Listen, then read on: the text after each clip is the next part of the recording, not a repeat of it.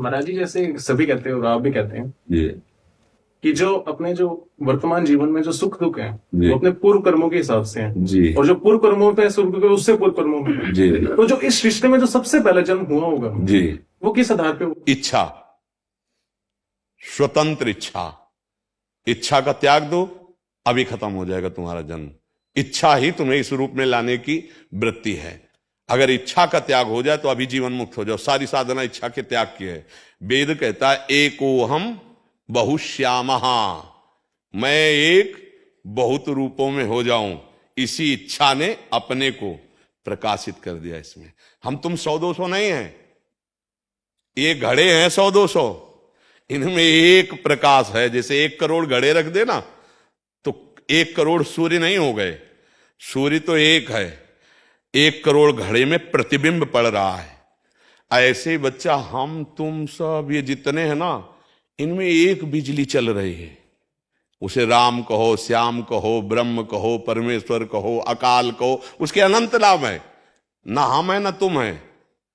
अब उस बिजली को जान लो, उस पावर को जान लो तो अभी खत्म हो जाएगा। और उस पावर को ना जानने का हमारी अलग इच्छा, आपकी अलग इच्छा, इन्हीं इच्छाओं से हम बंध गए। तुम और कोई नहीं हो, वही पावर हो। उस पावर अपने स्वरूप को, परमात्मा स्वरूप को भूलकर देह भाव में आ गए। देह भाव में आने के कारण इच्छाओं का जाल फैल गया आपकी इच्छा से। आप अपनी इच्छा का त्याग कर दो, अभी देख लो आप कौन है।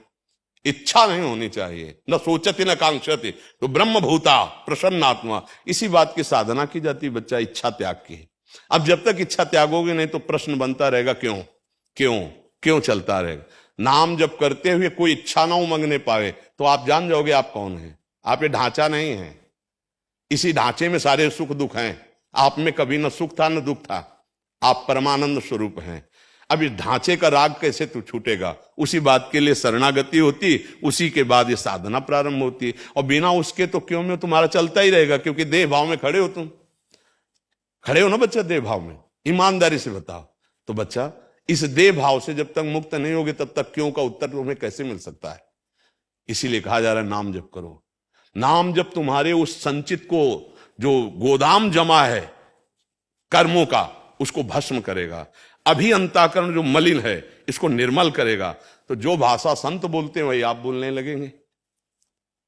हम आपको सच्ची कहते हैं। हमारा ऐसा जिद्दी स्वभाव था कि अगर हमको इस मार्ग में अनुभव ना होता तो हम कह देते कि बचपन से लगे, लेकिन तुम्हें पक्का कहते हैं। जैसी नाम की महिमा लिखी है और जैसी शास्त्रों में और संतों ने कहा है, जब उस मार्ग पर चले गए तो हर कदम पर वो अनुभव सत्य होता रहा। हाँ ये सत्य है, ये सत्य। जैसे जैसे चढ़ते चले गए वैसे ही सत्य कहा। अब इसके बाद कुछ असत्य है ही नहीं, कुछ असत्य नहीं बचा। वही वो है, वही वो है, दूसरा कोई है। घट घट में वही रमा हुआ है, दूसरा कोई नहीं। अब बच्चा अपनी इच्छा अगर भोगों की है तो पुरुष हो आप, हो ना। देखो इच्छा में पुरुष हो कि नहीं हो तुम? अंदर से लग रहा है ना कि मैं पुरुष हूं। ये सच्ची ईमानदारी की तुम हाँ कहते चले जाते हो।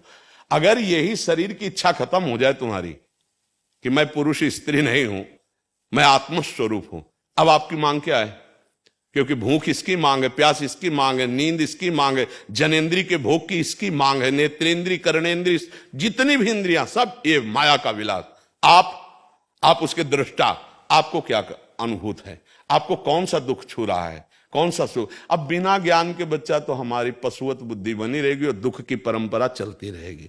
ये दुख ऐसा समझो बच्चा जैसे स्वप्न में हम सो रहे हैं और हमने देखा कि हमें कोई पकड़ लिया और चाकू से मार रहा है। अब आप कैसे बचा सकते हो? उसके आसपास अंगरक्षक खड़े कर दो, सब राइफल लिए खड़े, बचाया जा सकता है? नहीं। अगर उसको दुख से बचाना है तो एक उपाय, उसको जगा दो। जो ही जगेगा तो ना कोई बंधन था, ना कोई चाकू मार रहा था, ना। तो बच्चा बिल्कुल ऐसे ही हम इस समय अज्ञान में स्थित हैं। यदि हमको ये पता है कि शरीर मैं हूं, ये घोर अज्ञान है। उमा कहूं मैं अनुभव अपना, सत हरि भजन और जगत सब सपना। अगर आप साधना नहीं करोगे तो आप कितने भी प्रश्न करते जाओ, उत्तर मिलते जाए, आप बिल्कुल नहीं समझ पाओगे। इसके लिए साधना की। पूज्य राधा बाबा से जब कोई प्रश्न करता था, पूछते थे कितने लाख नाम जप करते हो? तो जब वो उत्तर देता था इतना, तो बोले इतना अब हमारी तरफ से 1 महीना जप के आओ, फिर हम तुम्हें उत्तर देंगे। क्योंकि जब तक आपके अंदर पात्रता नहीं होगी तो आप समझ नहीं पाओगे। इसलिए बच्चा तुम ही वो हो जिसकी खोज करनी है, दूसरा कोई नहीं। ये पक्की बात समझो। खोज करने चले थे और जब खोज हुई तो जिसकी खोज कर रहे थे खोजने वाला ही वही निकला, दूसरा कोई नहीं निकला। अब इस बात को समझ पाओ तो समझ पाओ, ना समझ पाओ तो बच्चा नाम जप करो, आगे समझ जाओगे।